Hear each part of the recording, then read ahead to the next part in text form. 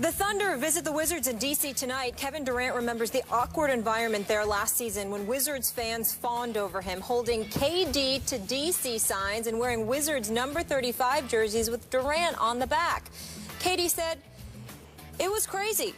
It was crazy. It was kind of disrespectful, in my opinion, because you've got a great team there already that deserves your full 100% support. And I wouldn't like that if I was on that team, and I didn't like that because it comes with it nowadays. I learned to embrace it a little bit more, but it's still a little awkward for me." Bradley Beal agreed, telling CSN Mid-Atlantic, "It is disrespectful because he plays for Oklahoma City. He doesn't play for Washington."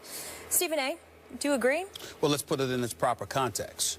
If Bradley Beal is saying that it is disrespectful for them to be rooting for Kevin Durant while he plays for Oklahoma City, to the point where he's in the arena at the Verizon Center and they're cheering his every shot and his every point and all of this other stuff. I don't think that's what he's saying. I know that. What I'm saying is that you have people in Washington, because I spoke to a few this morning that were talking about, well, that's what he meant.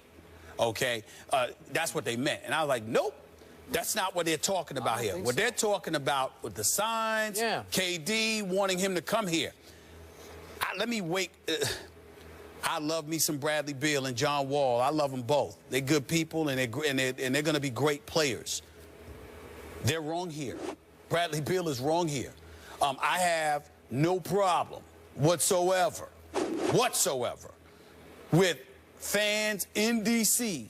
You should be booing him during the game. You know, you don't want him to beat your team, but wanting him to come to D.C. That's campaigning. That's what you're talking about. That's campaigning. That's the operative word. That's right, the campaigning. Okay. I have no problem with it. Zero whatsoever. If you're the Washington Wizards, you better get him.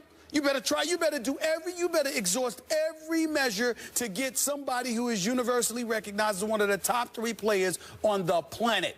Bradley Beal with John Wall, if KD come to D.C.?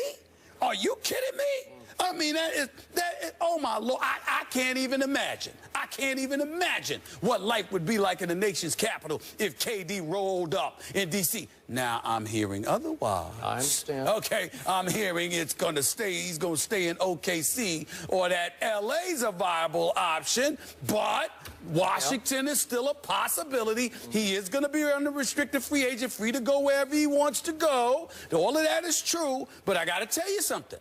I'm looking at KD. Listen, I got tired of them relying on Nene, because Nene with Gortat wasn't working. They were going to go home in the second round. And I haven't forgiven them for losing every home game in that series against Indiana the season before last. But when I look at them right now, they decided to go small. You got Gortat at the 5. You got Otto Porter at the 3. You got either Chris Humphries or Dudley at the 4. You got Beal and Wall in the backcourt.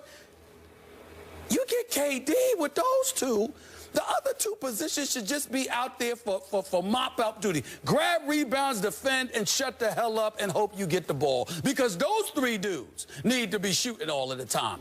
It would be special. So I don't blame them. They haven't been to the finals since '79. They haven't won a title since '78. It's been 35+ years since you were relevant in the championship equation, and you had a decent shot before Gilbert Arenas shredded your franchise with his nonsense. So to me, I don't blame the city, the nation's capital, for starving for KD. He's homegrown. He's a homegrown product, and they are starving for relevancy, and he's the ticket to it. Just don't be rooting for him while he's playing the Wizards. Okay.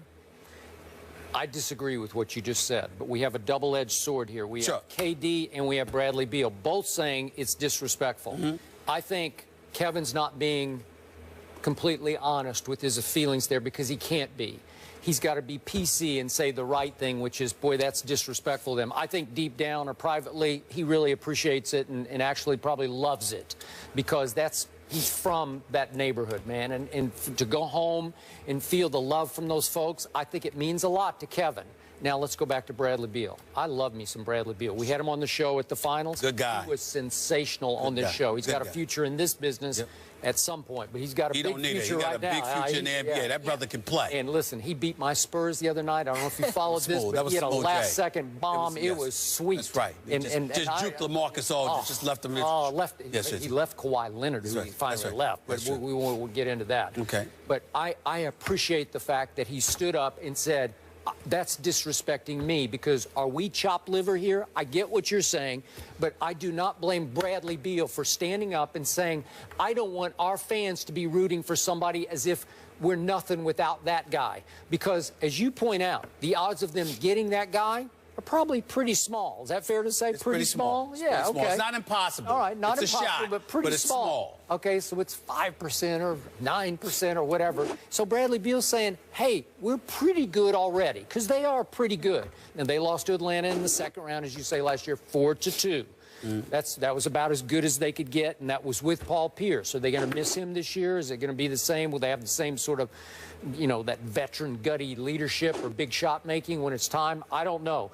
I still like the team. I don't love them, but I love the fact that Bradley Beal stood up and said, no, don't do that to us, because we got a chance. Well, you can love it all you want. What I'm saying is, it ain't disrespectful for a fan base that hasn't been to the finals since 1979. And keep in mind, 1979. I was there. I covered those games. Molly, 1979. Yeah. I was 12 years old. Yeah, I wasn't That's born. the last time. I'm sorry, I apologize. I was 11 going on 12. So the point that I'm trying to make to you is, yes, Wesley Unseld, Elvin Hayes and the crew, Bobby Dandridge and them. No question about it. Okay, I get it. But the flip side to it, Skip Bayless, is that it has been that long since this team has gone to the franchise. Damn it, they were called the Bullets back then, and they changed their name to the Wizards, okay? And Abe Pollard was the longer. They did. Listen, okay, that's fine. But in the end, especially some incidents they had on that team. In the end, you're not doing anything. And Bradley Beal has got a lot of promise. I love that brother. John Wall is big time to me, and he's going to get even better. But they need more. They are not beating LeBron James. No. They're not competing with Cleveland and them if you don't get a Durant. And the real question is, does Durant want to come east and contend against LeBron? Yep. I ain't getting to that. We can save that for another time. Okay. But what I'm saying, what I'm telling you is, if Durant goes to Washington, it's Cleveland, Washington. There ain't even a reason to talk about anybody. Yeah, but time out. I got to say this real quick. If I'm Kevin Durant, I would much rather compete against just LeBron than the entire West, man, because the West is rough. Well, that's fair. That's fair enough, depending on how you look at it. Because if you're going against teams, then if you fall, it's plausible. But if you come to the East and you keep losing to LeBron, then that's much more indictable. Yeah, okay. It depends on how you look at it. Either way, he's big time, one of the best players in the world, and Washington would be an instant contender with him. Who will bring home a championship first, the Redskins or the Wizards? Oh, that would be the Wizards. That's for another day. That would be the Wizards if they had Durant. Teddy Bridgewater knocked out on Sunday. So how much are the Rams to blame? Ryan Clark will be back with us back in a moment.